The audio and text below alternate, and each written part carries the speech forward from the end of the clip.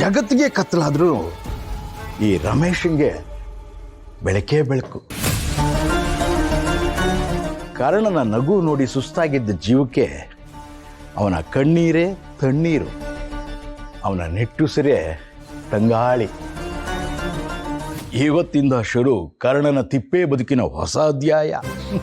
ಬಾರೋ, ಅವನ ಕಂದು ಹೋಗಿರೋ ಮುಖ ತೋರಿಸ್ತೀನಿ ಬಾ. ಇಷ್ಟು ದಿನ ಒಂದ್ ಲೆಕ್ಕ, ಇನ್ ಮುಂದೆ ಇನ್ನೊಂದ್ ಲೆಕ್ಕ. ನಿಮ್ಗೆ ಮನೆಯವ್ರ ಕಷ್ಟ ಇಷ್ಟ ಎಲ್ಲ ಗೊತ್ತಿದೆ. ಆದ್ರೆ ಇವತ್ತಿಂದ ಈ ಮನೆ ಸಾಲ್ಗೆ ನಿತ್ಯ, ನಿಧಿ, ಅಜ್ಜಿ ಈ ಜನ ಸೇರ್ಕೋತಿದ್ದಾರೆ. ಸೊ ಅವ್ರು ಏನೇನ್ ಇಷ್ಟ ಅಂತ ತಿಳ್ಕೊಂಡು ಅಡುಗೆ ಮಾಡ್ಬೇಕು, ಸರಿನಾ? ನೀವ್ ಇಷ್ಟೊಂದು ಖುಷಿಯಾಗಿ ಹೇಳ್ತೀರಾ ಅಂದ್ರೆ ಯಾವ ಕೆಲಸ ಮಾಡಕ್ ಆಗಲ್ಲ ಅಂತ ಹೇಳಕ್ಕಾಗುತ್ತೆ ಅಣ್ಣ. ಜೀವನದಲ್ಲಿ ಖುಷಿಯಾಗಿ ಇರ್ಬೇಕ್ರಿ. ಏನಾದ್ರೂ ತಪ್ಪಾಯ್ತು ಅಂತ ಅನ್ಕೊಳ್ಳಿ, ಅದನ್ನು ಖುಷಿಗೆ ದಾರಿಗೆ ತಂದು ಸರಿ ಮಾಡ್ಕೊಬಿಡ್ಬೇಕು. ಆಗ ಲೈಫ್ ಸಿಂಪಲ್ ಆಗು ಇರುತ್ತೆ, ಸೂಪರ್ ಆಗು ಇರುತ್ತೆ. ಏನಂತೀರಾ? ಸೂಪರ್ ಅಣ್ಣ ನೀವು. ಇವತ್ತು ಯಾರ್ಯಾರಿಗೆ ಏನೇನು ಇಷ್ಟ ಅಂತ ನಾನು ನಿಮಗೆ ಮಾಡಿ ತೋರಿಸ್ಕೊಡ್ತೀನಿ. ನಾಳೆಯಿಂದ ನಾನು ಇಲ್ಲ ಅಂದ್ರೂ ನೀವು ಆ ಮೆನ್ಯೂನ ಫಾಲೋ ಮಾಡಬೇಕು, ಓಕೆನಾ? ಲೇ, ಇವನಿಗೇನಾದರೂ ಹುಚ್ಚುನಾಯಿ ಕಚ್ಚಿದೆಯೇನೋ, ಇಲ್ಲ ನಾನೇ ಕೆಟ್ಟ ಕನಸು ಕಾಣ್ತಾ ಇದ್ದೀನ? ನಿನ್ನೆ ನಡೆದಿದ್ದು ಏನೂ ಅಲ್ಲ ಅಂತ ಆರಾಮಾಗಿದ್ದಾನೆ. ಇದೆಲ್ಲ ರೆಡಿ ಮಾಡಿ ಟೇಬಲ್ಗೆ ಇಟ್ಬಿಡಿ. ಅಪ್ಪ, ನೀವು ಯಾವಾಗ ಬಂದ್ರಿ?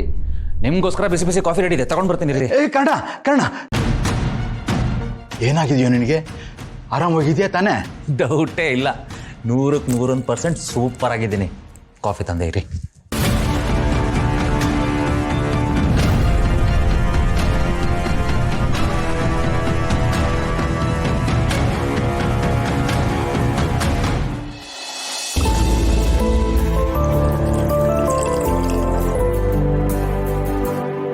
ಅಪ್ಪ, ಬಿಸಿ ಬಿಸಿ ಕಾಫಿ.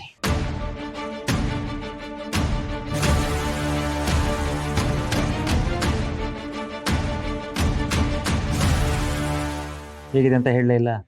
ಚೆನ್ನಾಗಿದೆ, thank you. As always. Hi Nidhi.